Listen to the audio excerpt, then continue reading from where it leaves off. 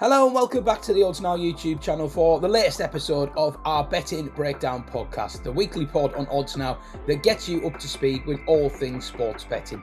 As always, I'm in the hot seat. My name is Matt Hill and I'll be joined by a couple of guests on this week's show to help mark your card ahead of a busy week of sports action. In football, it is the Champions League final on Saturday night, the creme de la creme, as Arsenal, the English champions, take on PSG, the French champions and reigning European champions. It's going to be a great game. I had a deep dive. Felix is unavailable this week, but I was joined by the very capable hands of Adam Drury to steer through that game and have a little bit of chat about the England squad. Well, unfortunately, in the world of racing last weekend, there was a bit more farce and controversy as Haydock's meeting was heavily delayed due to a rather large hole on the track that ended up moving racing to the inside of the course, and it was all a bit frenetic really. So Adam Smith from Races Now pops in to get us up to speed with that situation and have a look to the week ahead with some classics very much on the horizon now as well. And finally, with the other sports roundup, it's me, and I'll be taking a look at my passion, darts, where it is Premier League finals night on Thursday as four players battle it out for the trophy after a gruelling and somewhat boring 16-week league phase. As always, not only do we cover the events, but we'll also point you in the direction of a few betting tips. We want to hear your best selections for the week ahead in the comments below. So if you are watching the pod and have a fancy, let us know in the comments. And if you enjoy the video, please do give it a thumbs up and make sure you hit subscribe to the Odds Now YouTube channel. Okay, that's the admin out of the way. Let's get into the betting chat.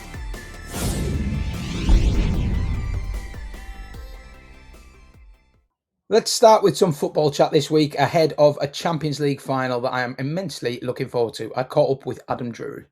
Well, Felix is taking a well-earned break from podcast duties this week, but stepping in off the bench for our football roundup is Adam Drury, very capable replacement. Adam, great to have you on, mate. And we're going to chat primarily about the Champions League final. As we record here on Wednesday afternoon, evening, obviously all eyes are on Crystal Palace and whether they can seize their big European moment tonight against Rayo Vallecano. But then on Saturday, the eyes are going to turn to the big one, Champions League final. We have Arsenal, Premier League champions, against PSG, French champions. It's a contrast of styles, I think it's fair to say, but two hugely impressive teams. What's your read on this as a final? Are we expecting a classic here? Do you think it could be a bit of a grind? How do you see this game, first of all? I think it could be a really good game. Firstly, because I can't imagine PSG being involved in much else, the way they play the game. Obviously very front foot and just play, I guess, a throwback style of kind of attractive football. And read and heard a few things about Arsenal recently, which maybe suggests they're not necessarily just going to park the bus here and want to play really defensive football. Like they can, when they're on song, they can play decent football. And I don't think they've necessarily tried to be so much defensive as just defended better than they've attacked at times this season. But they've obviously been playing better recently. And I think they'll see this as a little bit of you can't call a Champions League final a free hit, but they've got the Premier League over the line. And if they lose this game, to be honest, it's not a disaster. So I think that will be the attitude they take into it. So expecting a really good game, but as we'll get into, my feeling is that PSG are just on a different level at the moment, and I'd see them as rightful favourites. Yeah, I was going to say that because I know what you mean. You don't want to say free hit, but it almost feels like it because there's been so much narrative around Arsenal's failure to get over the line, and they've done it now. And I don't want to say the pressure's off, but it is to a large degree. And this feels like a bit of a shot against a team that people think are superior to them. It's always hard to cross-judge. Obviously, we've seen Arsenal smash some great teams in the league phase of the Champions League in particular, but this is very different now. One-off game.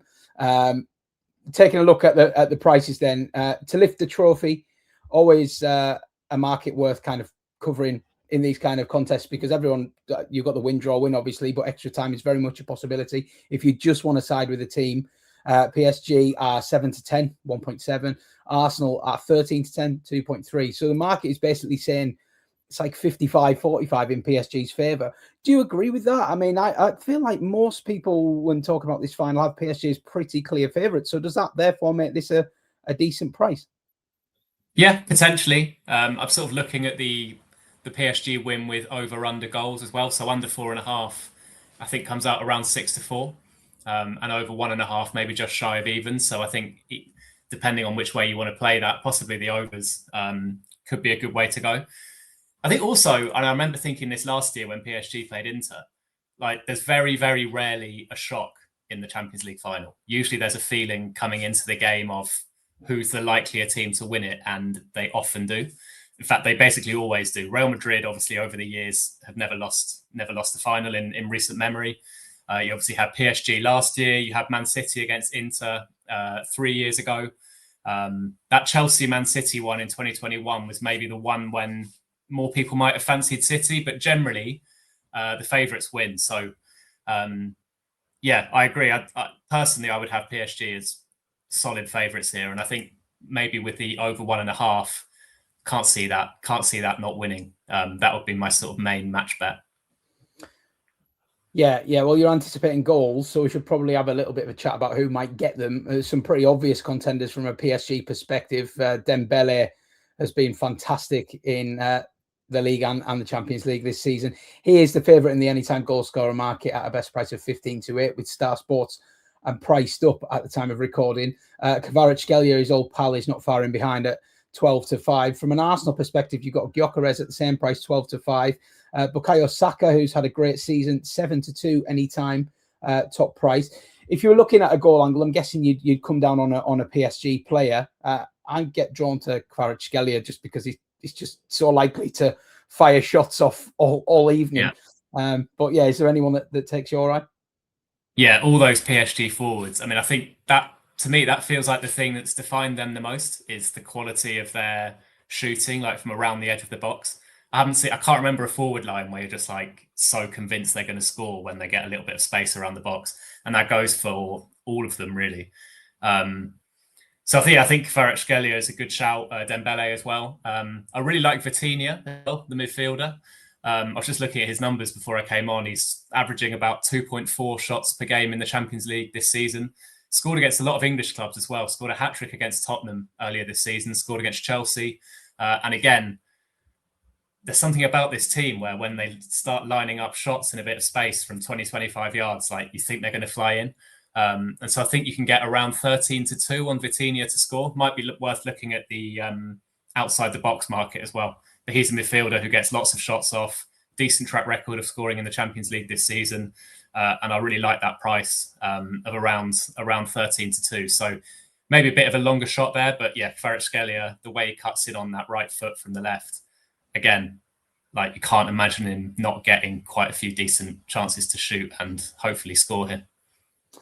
Yeah, Vitinha, there is actually some 8-1 available with some softer books and Sporting Index and yeah, but for plenty of 13-2, you definitely wouldn't struggle to get that. So yeah, I think Vitinha as well. I mean, not necessarily, but worth factoring in as well. He could take a penalty as well if certain players aren't on the pitch as well. So yeah, I definitely quite like that angle. Obviously, there's so many side markets, so many specials going to be priced up for this Champions League final. But if you were trying to steer people in the direction of one bet for this particular game, what would it be? Well, as I said, I like that Vitinha from outside the box. I'm not exactly sure what price you'd get on that. Yeah. I think another one is Christian Mosquera to be carded at right, probably going to be playing at right back for Arsenal up against Kvaratskhelia. I know he's someone that people have looked at for cards quite a lot over the last few weeks. Obviously, a centre back out of position and coming up against one of the most brutal wingers doing the rounds at the moment. So yeah, I'd look at him and I'd look at Vitinha to score from outside the box as two potential long shots. Okay, I was trying to have a look at a 9-2 you can get for a Mosquera card there, which is again a very generous price. Make sure you shop around because there's so much variety in these prop markets. Some going more aggressive than others, so definitely have a little look around. I mean, there's as short as 12-5 in some places, plenty of 3-1 available. And that 9-2 standout is with 10 bets, so you might not get a lot laid, but if you can get on, good luck to you. Okay, well that is great. Looking forward to the game. I would lean PSG as well myself. I think that they probably are a little bit big in the straight win market as well, to be honest. And no discredit to what Arsenal have achieved, but I just think the way that the season has panned out and the timing of this game maybe favours PSG a little bit more. Adam, just before I let you go, obviously we're not going to talk about Crystal Palace because that game will have been and gone by the time this is uploaded on Thursday morning. But in terms of the England squad, which came out this week, we've been doing a World Cup podcast on the channel here, which is nearly concluded, previewing the tournament. The England squad was something we didn't get to cover because of the timing of it. So I'd love to just get your thoughts. I know you're a big England fan and you're very invested in the national team and stuff. Thomas Tuchel's got a lot of criticism in several quarters for his England squad. Were you surprised with the makeup of the squad? And B, do you understand why he's done it the way he's done it? Yeah, for sure. I mean, the biggest surprise for me, actually by far, was Harry Maguire missing out. I really expected him to be in there and felt he should be, based on the fact that the depth at centre-back, obviously 5 centre-backs have been picked, but assuming Konsa and Guéhi start the tournament there, the backups are John Stones, who's hardly looked fit to play any meaningful minutes for Man City in recent months. Dan Burn, who kind of feels like is there as part of the leadership group, and he's been part of Tuchel's squad, but probably not a top-end defender. And Jarell Quansah, who, is a little bit out of sight, out of mind in Germany, but again, has been in lots of England squads and barely featured on the pitch. So I think that Maguire is someone who's been playing regularly and is in decent form and is also a real threat from set pieces in both boxes, which I think will be really important. I was surprised he wasn't in. Possibly his reaction to not being in gave us a little glimpse into why he's not, because obviously didn't seem to take the news too graciously. Elsewhere, though, I wasn't that surprised. And Cole Palmer, Phil Foden are big name omissions, but there were going to be big name omissions whoever missed out. If they were in, then you're looking at Eze being out, or Rashford or Gordon maybe missing out as left-sided players. And I think what Tuchel seems to have done is we've seen that Foden and to an extent Palmer don't particularly gel with Harry Kane, who likes to drop deep and get on the ball in the pockets. So he seems to have picked a squad which actually might complement each other when they're on the pitch, which is basically Kane dropping deep and trying to get as much width and pace and physicality around him. And that's obviously going to be the game plan. So I think he's probably looked at the track record of particularly Foden playing for England and thought, well, this doesn't work and there's no real reason to believe it will work this summer. So apart from the Maguire omission, which I thought was pretty surprising, definitely can see the logic in the squad he's picked. And I think it's more, as I say, cohesive than certainly the squad which Gareth Southgate picked 2 years ago, which even though England reached the final, they'd never played particularly convincing football. There were quite a few problems. So I think it makes sense.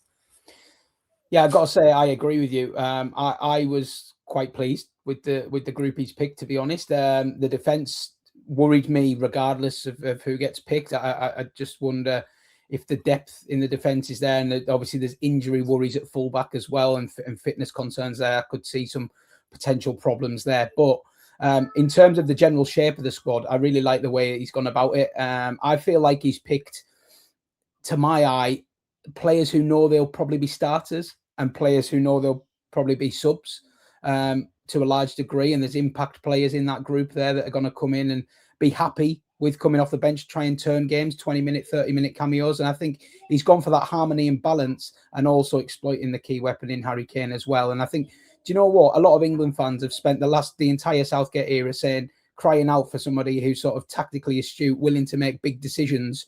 And then as soon as Tuchel makes a big decision, he gets criticised, and we all want Southgate back. So I do laugh about the way that the English football culture goes sometimes. I'm happy to just trust in his decision and see what we can produce. And I actually, strangely, have gained confidence in England's prospect off the back of that squad. But I'm sure they'll all come crashing down as they do every major tournament. Well, Adam, it's been absolutely great catching up with you, and we'll see you again very soon. Thank you. Good insight from Adam there. And if you want to hear more of Adam, well, good news. He's going to be involved in the YouTube channel quite heavily this summer as part of our team covering the World Cup. We're going to have daily World Cup betting shows going up on the Odds Now YouTube channel. If you want to mark your card ahead of the tournament, our 6-part mini-series previewing the World Cup from a betting perspective is already live on the channel. 5 episodes there, with the 6th episode to come later this week. Go and check it out if you haven't already, and let us know what you think of it in the comments.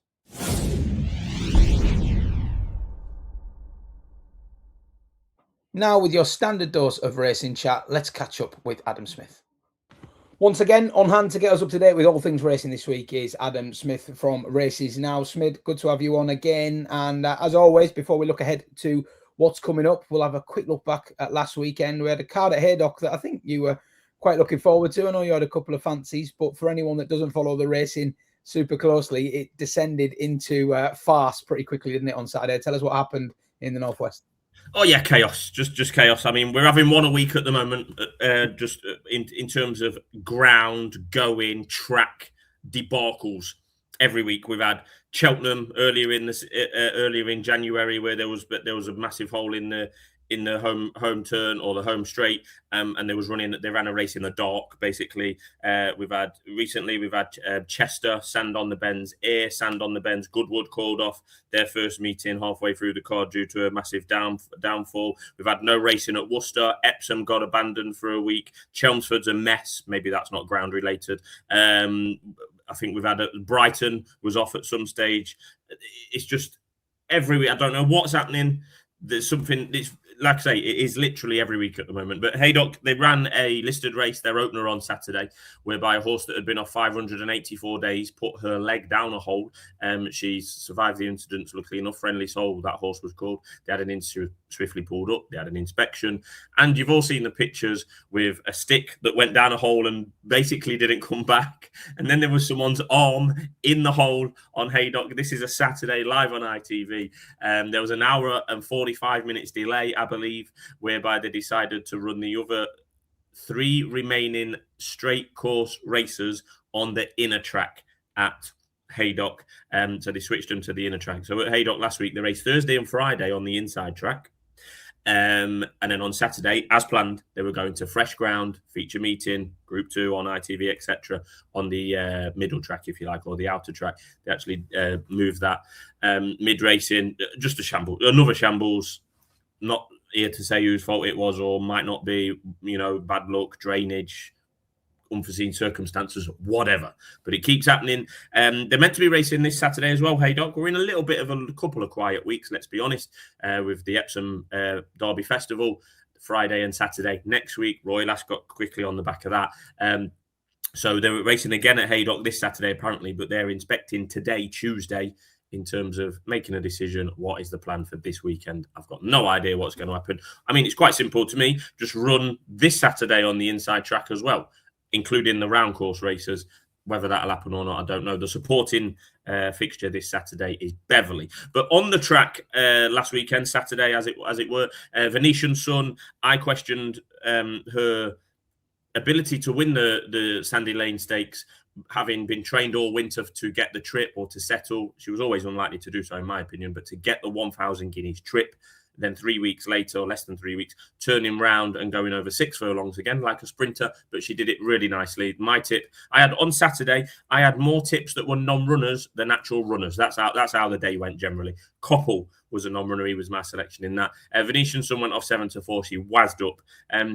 I initially looked at it and thought, right, well, she'll go and win the Commonwealth Cup, won't she? That's the Group 1 at Royal Ascot. But she's 5-2 for that.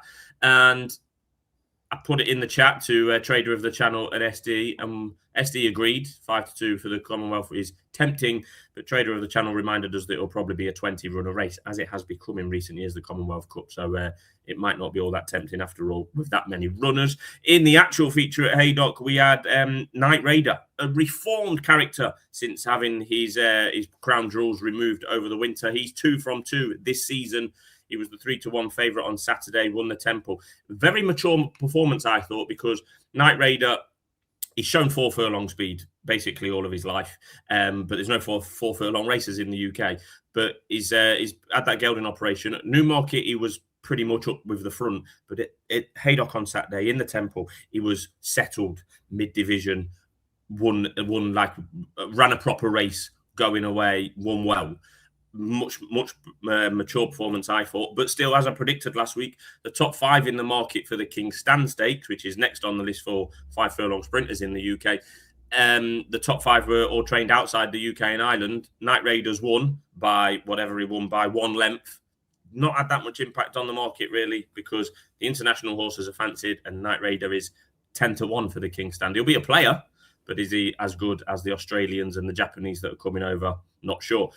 I'm on a bit of a roll here, Pyman, so I'm going to keep going. In Ireland, we had the 1,000 guineas, Irish 2,000 and 1,000. Saturday, Gustad, he won. He was second at Newmarket behind Boeco. Distant Storm was third at Newmarket. They filled as places first and second in Ireland. So Gustad won at odds on. We didn't learn a whole lot there. And on Sunday, we had the Irish 1,000 guineas, whereby True Love went off a whoppingly short price. I think she was 4 to 6 in the end. Odds on. I said she was a questionable stayer for Newmarket. She proved me wrong there. She went and won. But what we should remember really about the Newmarket 1,000 guineas is that it was quick ground, first and foremost, and there was a tailwind that day. So if any questionable stayer, like True Love, was ever going to get a straight mile at Newmarket, that was the day. You could argue that on Sunday, where she finished second in the Irish 1,000, it wasn't because she didn't stay. It was because Precise was just very, very good. I think there is definitely an element that True Love doesn't quite stay well enough to win top races with a stiff finish at the Curragh or Ascot or similar. But Precise, Ryan Moore rode Precise at Newmarket. She was 7th, as predicted. Not the best preparation, slight setback. Then Ryan Moore got off Precise and got on True Love for the Irish 1,000 guineas. And lo and behold, Precise goes and wins. So Wayne Lorden has been on the second choice Ballydoyle horse at both Newmarket for their 1,000 and won on True Love. And then he was on Precise for the Irish 1,000 guineas and he's won that as well. So Wayne Lorden's having a great time of it. Precise, I was in love with her last year. I thought she was a superstar, a potential superstar in the making. She won visibly really well on Saturday off the pace. Turn of foot. There was talk before the race, and I predicted this last week, I think, that they said they was going to go to the Irish 1,000 and then step up half a mile for the Oaks. She's a massively questionable stayer in the Oaks, but she now finds herself as a 5-2 joint favourite for that race. So Precise is going to be a busy lady, but she won well on Sunday. Yeah, we had the 2,000 there, didn't we, as well in Ireland, which went to plan. I think it's fair to say, with Gustad coming out on top and that Newmarket form being franked, really. Yeah, well, you might have missed that in my 5-minute streak there, Pyman. But yes, did mention we didn't learn a whole lot about Gustad. He went flying clear. He was second at Newmarket, first at the Curragh, and the horse that was third at Newmarket, Distant Storm, was second in the Curragh. So upheld in that Boeco form. Next on the list for the likes of Gustad, Boeco, maybe the French Guineas winner, maybe Puerto Rico, who I've actually tipped on our channel. They're going to be going to the St. James's Palace Stakes on day one of Royal Ascot. Okay, yeah, apologies if I did miss that. Just so much information to take in there. But, I was just flying. I was flying. To enjoy the passion with which you delivered it. Look, before we move on, we've already said this weekend's racing isn't great. Haydock inspecting as we speak very early in the week, and you've got to say it's questionable. We can have a laugh about this, this shambles at Haydock now, but let's not underestimate that the severity of that situation. There could have been a really different outcome, couldn't it? And racing doesn't need any more kind of PR with horse welfare. We know that them people are ready to jump all over the sport at any given opportunity. Do you think this is the fact that this hasn't been a one-off with holes in the ground and stuff? I mean, what is the solution to this? Well, I've been thinking, again, I'm not targeting an individual Clark or racecourse, because it's happened across a whole breadth of different racecourses, some owned by the Jockey Club, some independent, some ARC. I listed them all earlier. I wonder two things. We do have a lot of young people as clerks of the courses around the country at the moment. Are we lacking in experience? Not sure. My other thought was just a possible lack of funding. They're talking about drainage issues at Cheltenham. They're now talking about drainage issues at Haydock.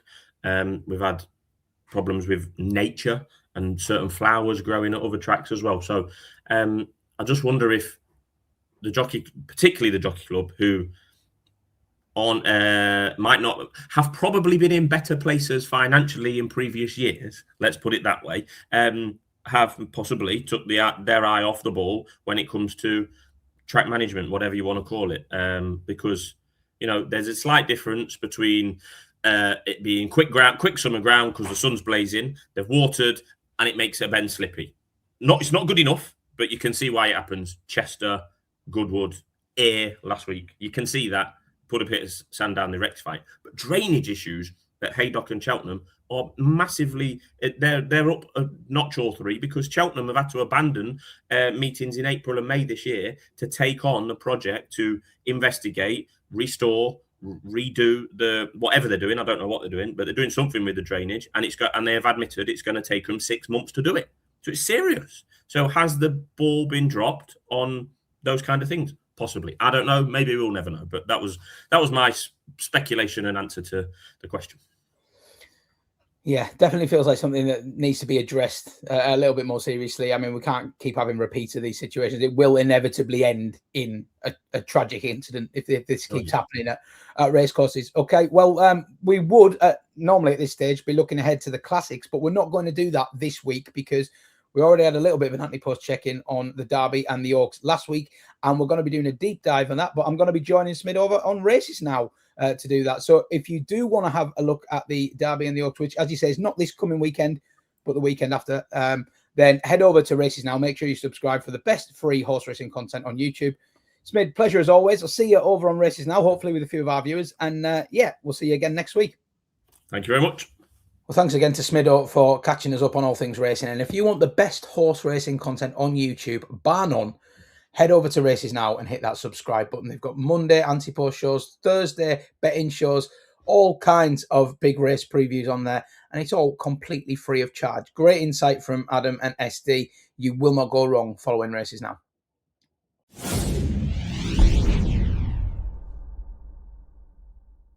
Okay, well, finishing off this week's show, it's me. I'm going to be talking darts. We've got the Premier League finals night on Thursday, live from the O2 in London.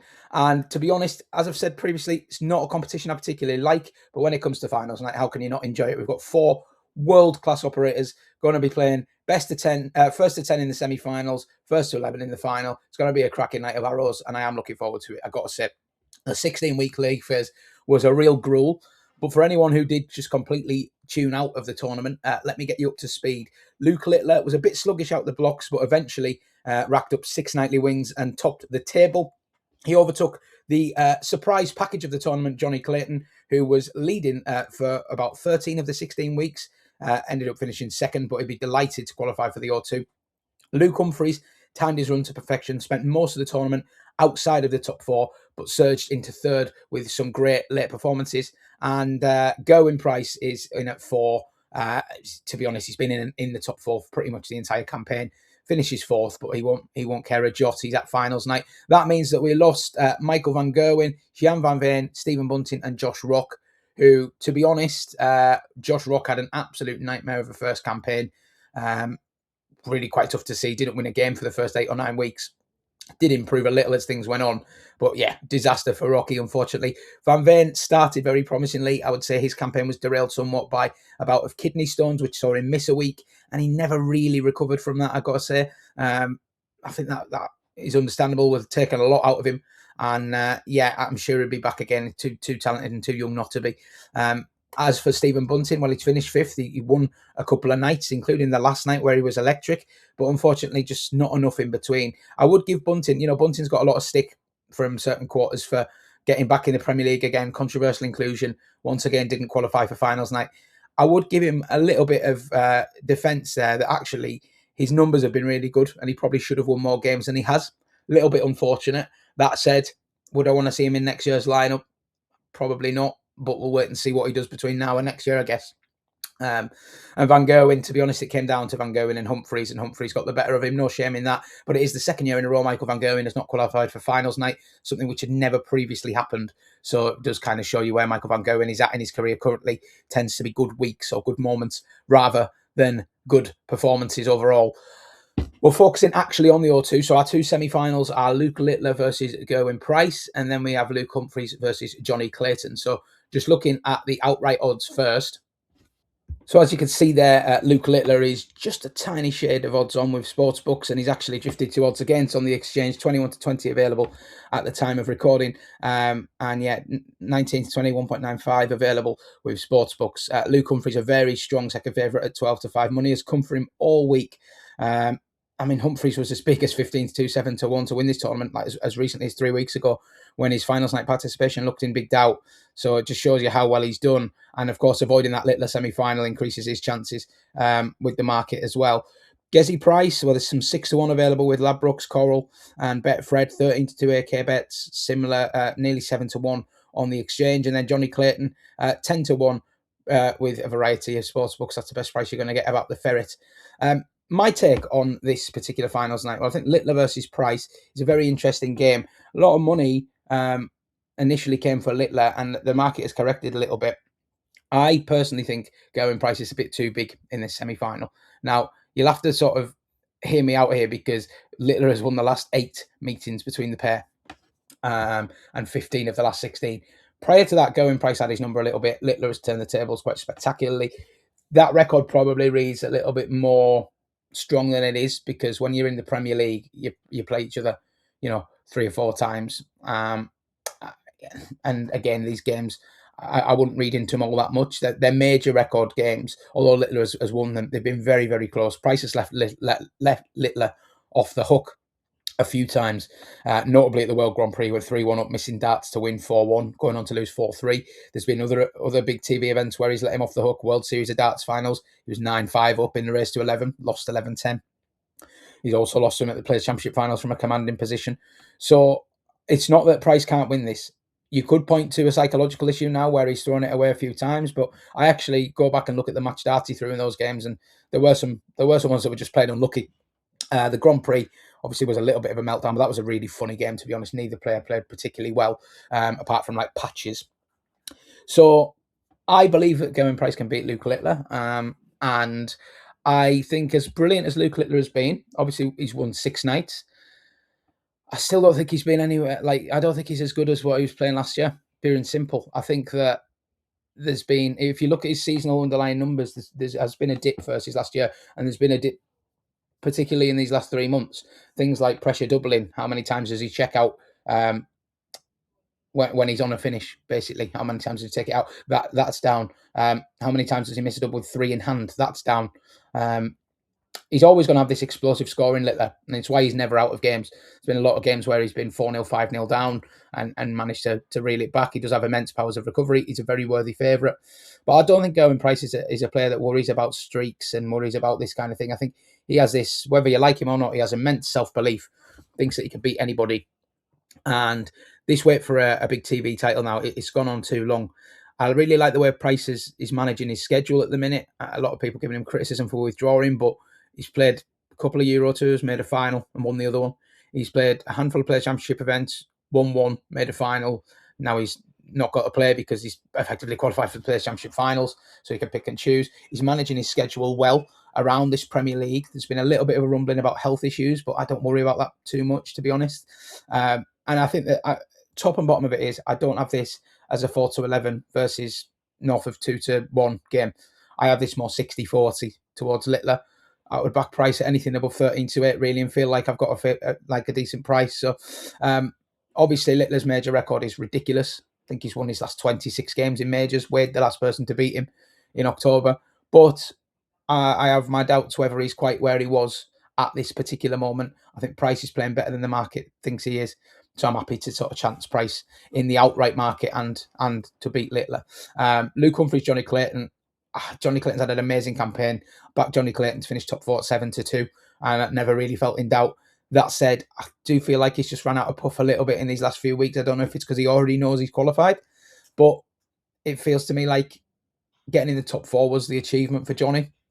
And Luke Humphries, on the other hand, he's had the complete reverse campaign where he started dreadfully, had it all to do coming into the last few weeks, and he's just picked up at the perfect time. His last 8 averages in the Premier League have all been north of a ton. There's been 105s, 107s, 111s in there, some ridiculous darts. He is undoubtedly the form player coming into this night, and I think that's why the money has came for him. And I think he's a worthy favourite to beat Johnny here. I think over 19 legs, Luke's average will be 5 or 6 points higher than Johnny's, and it just will put so much pressure on Johnny, who is an immense finisher. And if he has one of those days where he just pops everything, 1-2-1s, 1-16s, all those kind of finishes, then he has a sniff. But I think Humphries is a very worthy favourite. So for me, the Littler Humphries final is odds on. I'm seeing it more as Price Humphries. And if it does get to Price Humphries, them two, I don't, again, Humphries will be put in as a fav, quite a clear fav. And I don't think that there's much between them. I think the head-to-head, career head-to-head, 17-15 in Price's favour. The major meetings are all very tight. And yeah, I would back Ezzy to make that one very close. I think obviously it's been factored in a little bit now that Price, it's been a long time since he's actually won something big.